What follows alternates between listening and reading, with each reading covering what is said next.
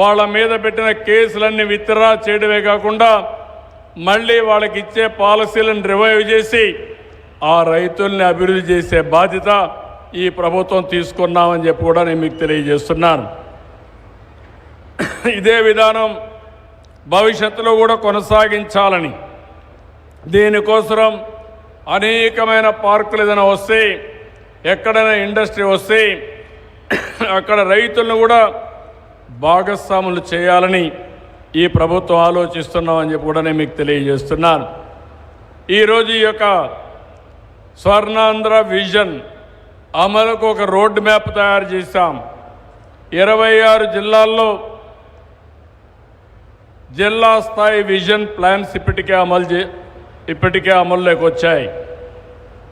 5 సంవత్సరాలు ప్లానింగ్ చేశాం. దీనికోసం నిర్దిష్టమైన వ్యవస్థను కూడా క్రియేట్ చేస్తున్నాం. 686 మండల స్థాయి కార్యాచరణ ప్రణాళికలు తయారు చేశాం. అక్కడ కూడా మండల స్థాయిలో కూడా దీన్ని అమలు చేస్తున్నాం. దీన్ని కానీ మనం చేయగలిగితే ఎప్పటికప్పుడు ఎక్కడ ఎలాంటి సమస్యలు లేకుండా అన్ని ప్రాంతాలు అభివృద్ధి అయ్యే పరిస్థితి వస్తుంది. నేను ఎన్నో పర్యాయాలు మీకు చెప్పాను. అభివృద్ధి వల్ల సంపద వస్తుంది, సంపద వల్ల రాష్ట్రానికి ఆదాయం పెరుగుతుంది, దీనివల్ల తలసరి ఆదాయం పెరుగుతుంది.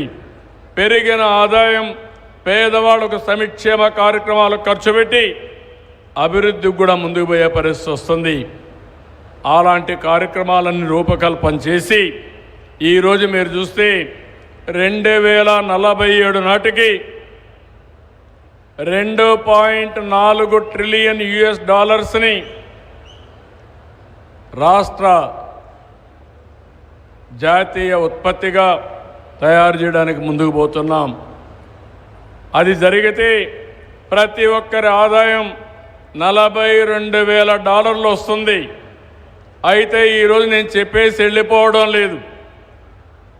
47కు $42,000 రావాలంటే 2029 మళ్ళీ ప్రజల దగ్గరికి పోయే లోపల ఎంత తలసరి ఆదాయం రావాలనో చాలా స్పష్టమైన హామీ ఇచ్చి దాన్ని అమలు చేస్తామని మీ అందరి సమక్షంలో మరొకసారి మీ అందరికీ విజ్ఞప్తి చేస్తున్నా. అయితే మీరు కూడా ఆలోచించాల్సిన అవసరం ఉంది. రాష్ట్రంలో ఉండే ప్రతి ఒక్క కుటుంబం కూడా ఆలోచించాల్సిన అవసరం ఉంది. 2047కి ఒక వ్యక్తి, ఒక కుటుంబం, ఒక గ్రామం, ఒక మండలం, ఒక జిల్లా ఎట్లుండాలో మీరు కూడా ఆలోచించుకోవాలి. ఈ విజన్ నా ఒక్కడి కోసరం కాదు, లేకపోతే ఈ విజన్ తయారు చేసేది ఏ కొద్ది మందికో కాదు, కొద్దిమంది తెలివైన వాళ్ళ కోసమే కాదు.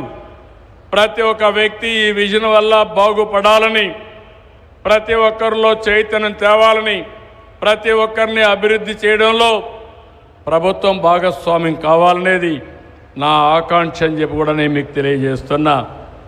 మీ అందరిలో కూడా అలాంటి ఆలోచన రావాలి, చర్చ జరగాలి. ఈరోజు నేను మిమ్మల్ని అందరినీ ఒకటే కోరుతున్నాను. ఈరోజు స్వర్ణాంధ్ర విజన్ డాక్యుమెంట్ ఇది ఒక్కసారి మీరు చదువుకోండి. మీరు కూడా చదువుకున్న తర్వాత మీరు ఏ విధంగా దీన్ని ఉపయోగించుకుంటారో మీరు ఒక ప్రణాళిక తయారు చేసుకోండి.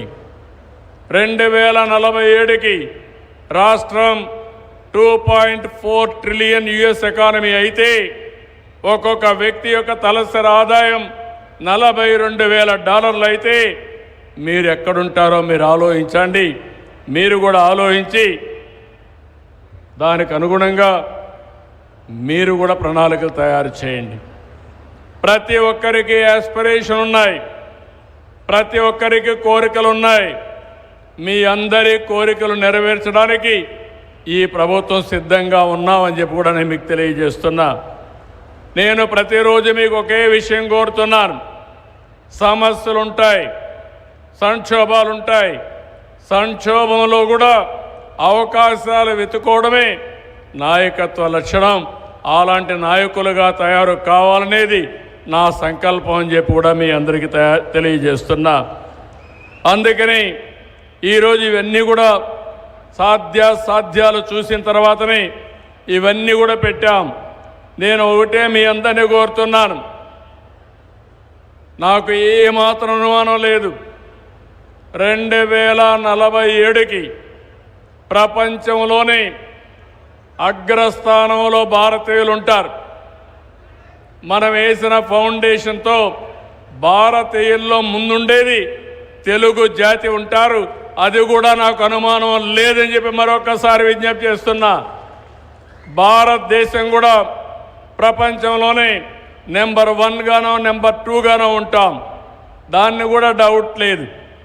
కానీ మనందరం సంకల్పం చేస్తే ప్రపంచంలోనే తెలుగు జాతి నెంబర్ 1గా చేయడమే కాకుండా ఆంధ్రప్రదేశ్ని భారతదేశంలో నెంబర్ 1 రాష్ట్రం